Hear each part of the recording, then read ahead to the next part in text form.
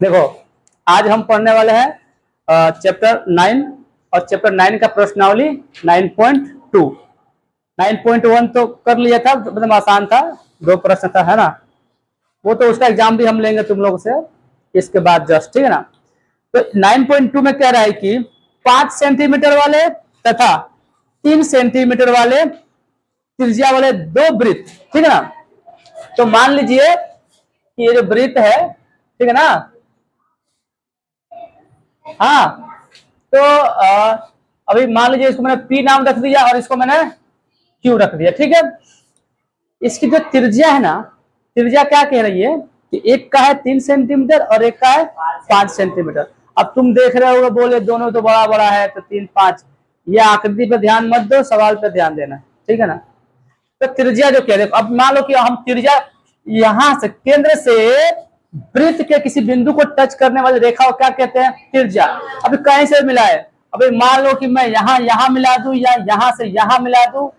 अब देखो मैंने एक रेखा खींचा, ठीक है ना, ये हो गया, और इसका जो होगा कहां जाएगा, ये होगा ना, ठीक है। तो 2 है, यहां से लेकर के यहां तक की लंबाई कितनी है, 3 सेंटीमीटर, और यहां से लेकर के यहां तक की लंबाई कितनी होगी, 5। तो यहां पे तो हमको साफ साफ दिख नहीं रहा है, उल्टा लोचा हो जा रहा है ना।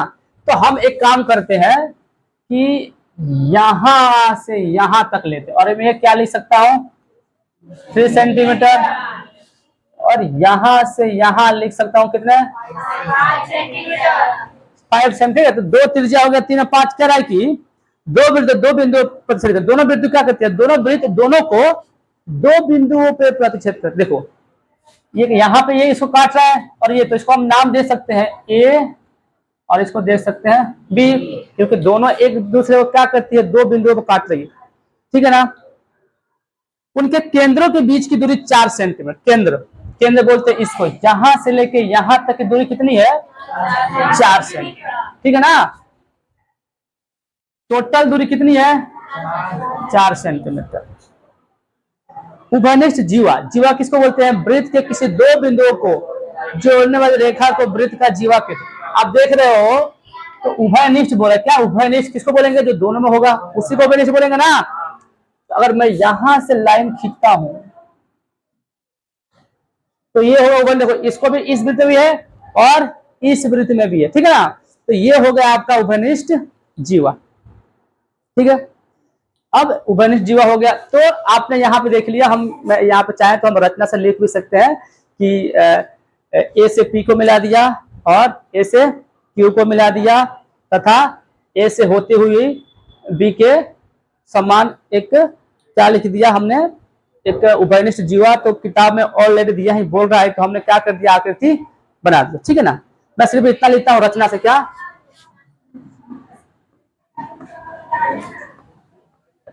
रचना से क्या कर दिया, ए से पी को क्या कर दिया, मिला दिया,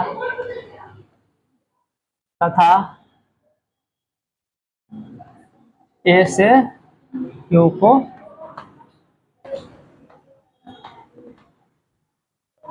मिला दिया, ठीक है।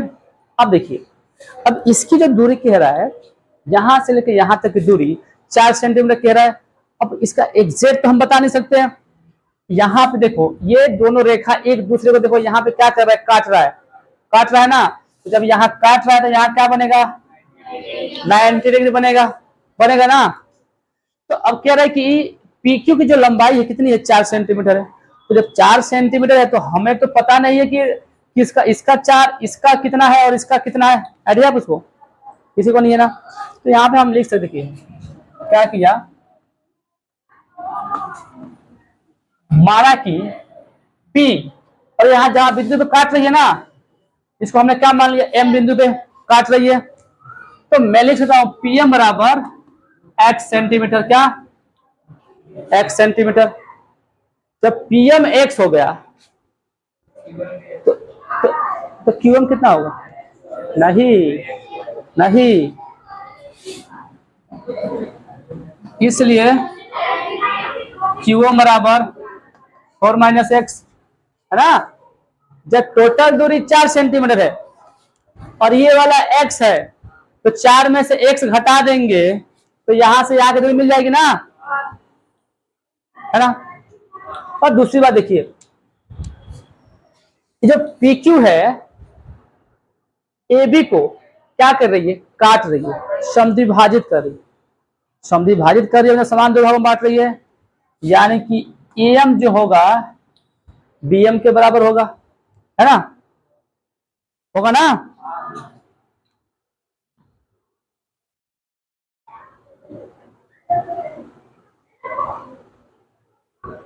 तो हम यहां पे लिख सकते हैं, हो गया,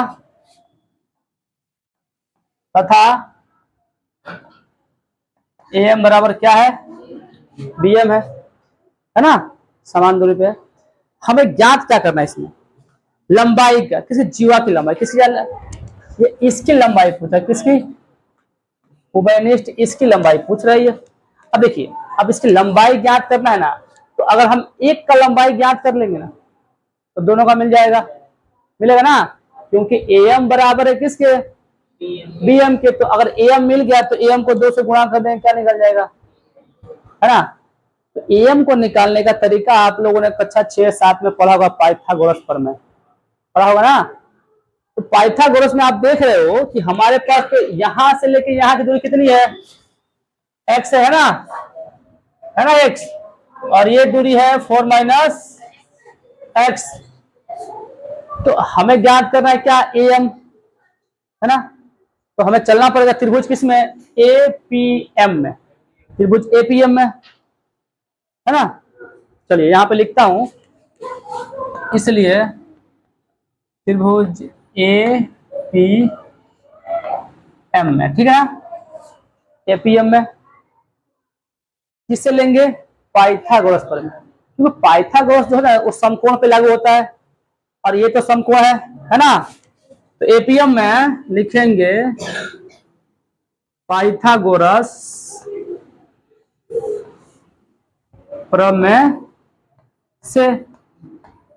अब पाइथागोरस प्रमेय में आपको दिख रहा है, ये क्या है, ये क्या है, बहरो क्या, इसको ये कर्ण है, और नीचे वाला क्या है, और ये क्या है, हमें ज्ञात क्या करना है, मैं लंब ज्ञात कर रहा है, आधार तो दिया है, हमें लंब ज्ञात करना है, लंब बोले तो AM।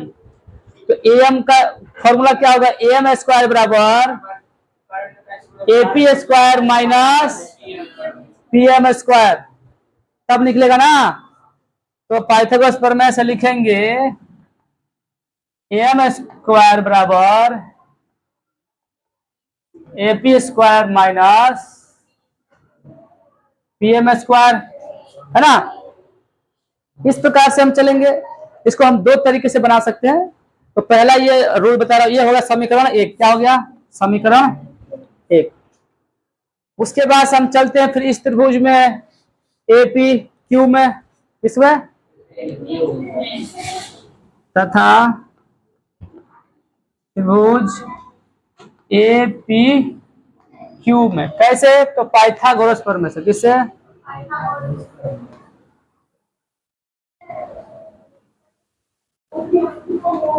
यहाँ पे मैंने गोरा खाली गोर कर दिया है, पाइथागोरस प्रमेय से। सेम उसमें भी ऐसा ही होगा, हमें AM ज्ञात करना है, तो क्या लिखेंगे, AM स्क्वायर बराबर AK square minus QM square, ये होगा समीकरण 2, ठीक है ना। अब यहां चलते हैं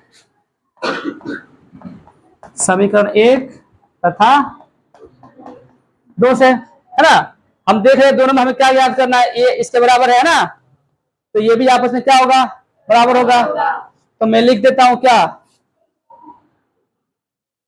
AP स्क्वायर माइनस, है ना, PM स्क्वायर बराबर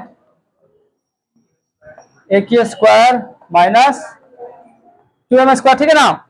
अब हम रखेंगे मान AP कितना है, 3 का स्क्वायर होगा ना, 3 स्क्वायर माइनस PM कितना है, तो x है, x स्क्वायर, फिर AQ कितना है 5 का स्क्वायर माइनस QM कितना है 4 माइनस x का स्क्वायर।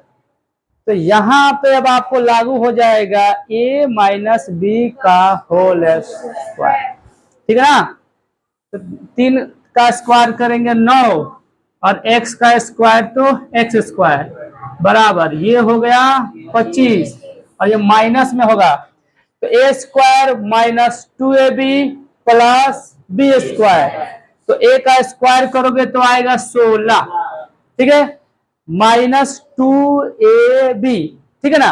तो तो यहाँ पे 2ab तो यह माइनस 8x और यहाँ पे आएगा प्लस x स्क्वायर आएगा, क्या आएगा x स्क्वायर, ये हो गया। अब देखिए अगर हम ब्रैकेट से बाहर निकालेंगे तो क्या हो जाएगा, चिन्ह बदल जाएगा ना। तो देखिए अब यहाँ पे हो जाएगा माइनस एक्स स्क्वायर, यहाँ पे 25 minus 16 plus 8x minus x square, ठीक है ना। अब देखिए ये 9 है, ये 25 में से 16 जाएगा तो 9 बचेगा, है ना। 25 में 16 9 जाएगा तो ये प्लस में आएगा और ये भी प्लस में है ना, तो प्लस प्लस कट जाएगा। ये एक्स स्क्वायर माइनस में है, ये भी माइनस, ये कट जाएगा, है ना। समझ में आ रहा है ना, लिख के बताओ, चलो लिख देते हैं। देखिए यहाँ पे 9 माइनस एक्स स्क्वायर बराबर हो गया कितना 9, उसके बाद से ये हो गया प्लस 8x और माइनस एक्स स्क्वायर, तो माइनस से ये कट गया, इससे ये कट गया, बचा क्या 8x, ठीक है ना। अब हम क्या करेंगे कि 8x को, है ना, तो हम ऐसा करेंगे कि इसको बराबर के उधर भेजेंगे, किसको, ये 8 को, है ना, बराबर के उधर भेजेंगे। लेकिन समस्या क्या है, ये गुणे में है, गुणे में है ना। तो जब भी ये गुणे में उधर बराबर के उधर जाएगा तो बट्टे में आएगा, और बट्टे में यहाँ तो कुछ बचा तो है नहीं हमारे पास, क्या बचा है 0, है ना, कुछ बचा नहीं है हमारे पास। तो ये हो जाएगा क्या 0/8 बराबर x, ये बना बराबर का चिन्ह यहाँ पे है। आपको पता है दोनों बराबर, तो मैं उधर भी लिख सकता हूं, मैं यही प्रक्रिया ऐसे भी लिख सकता हूं, क्या x बराबर 0/8। अब 0 को 8 भागों में बांटेंगे तो क्या आएगा, x बराबर आएगा 0, हो जाएगा ना, यानी x बराबर हो गया 0।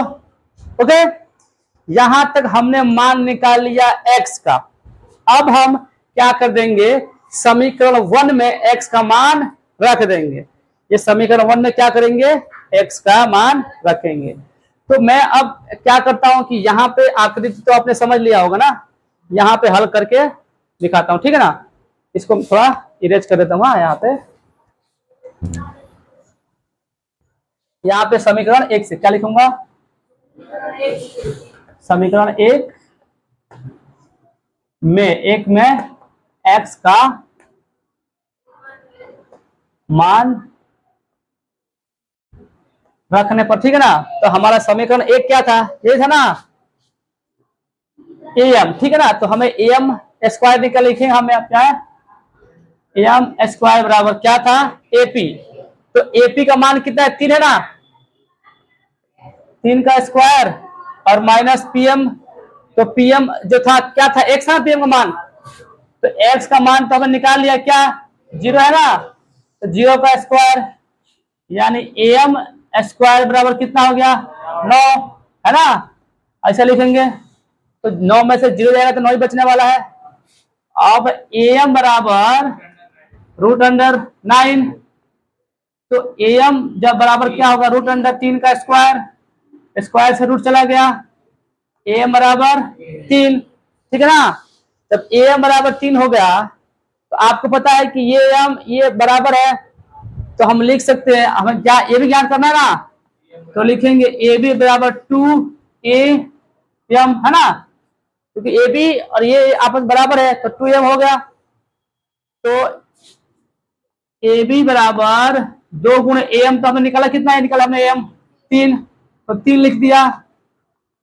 तो एम बराबर कितना आ गया 6, और इस प्रकार से हमारा आंसर आ गया कितना 6। आया समझ में? यदि नहीं समझ में आया होगा ये जो वीडियो, हाँ हाँ, तो ए बी वाली है भैया, हाँ यहाँ पे ए बी आएगा, क्या आएगा ए बी, ठीक है ना, ए बी बराबर हो गया 6, ठीक है ना, साफ साफ दिख रहा है ना, ए बी बराबर 6। अब अगर नहीं आता है समझ में, इस वीडियो को रिपीट करके देखना, है ना। इस प्रकार से हमारे 9.2 का पहला प्रश्न समाप्त होता है। इस गोले को पूरा कर लेना। चलिए